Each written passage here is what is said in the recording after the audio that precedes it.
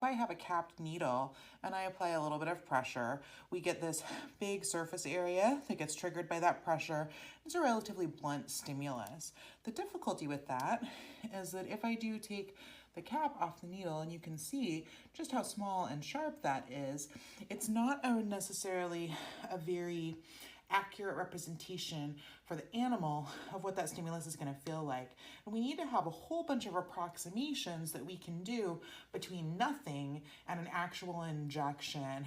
And the approximations between here with a capped needle or a finger or another prop, and here, where we have an actual sharp needle, is a really large jump.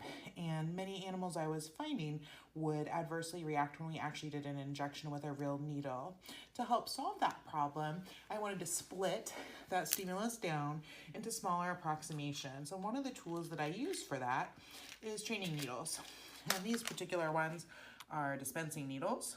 These can be purchased almost anywhere online. You can also purchase blunt tipped treatment cannulas is another thing that these are called. And the way that these work is they just replace on any syringe the needle that comes with the syringe. And I'll show you a little close-up of this.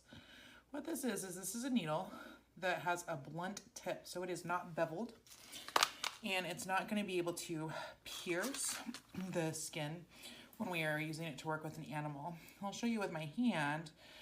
You can see how much smaller surface area of my skin is displaced by this. That means it's a sharper stimulus when we apply it, and it's going to more closely replicate the feeling that an animal might receive from an actual needle when we compare it to something like a capped needle, where it's a pretty blunt stimulus that doesn't really replicate a injection very well. When I am using these, I can also use larger gauge ones where the size of the needle is wider, and that's going to be a more blunt stimulus, okay? Or I can use fine gauge. This is 22. I can go all the way down to a 25. The smaller the tip size, the more intense the stimulation. Just like a high-heeled shoe, when we step on something, it'll sink right in compared to a flat shoe. Anytime we have a smaller surface area, that is going to be a more intense amount of stimulation that is going to be sensed by the animal compared to a wider surface area stimulus like a fingertip.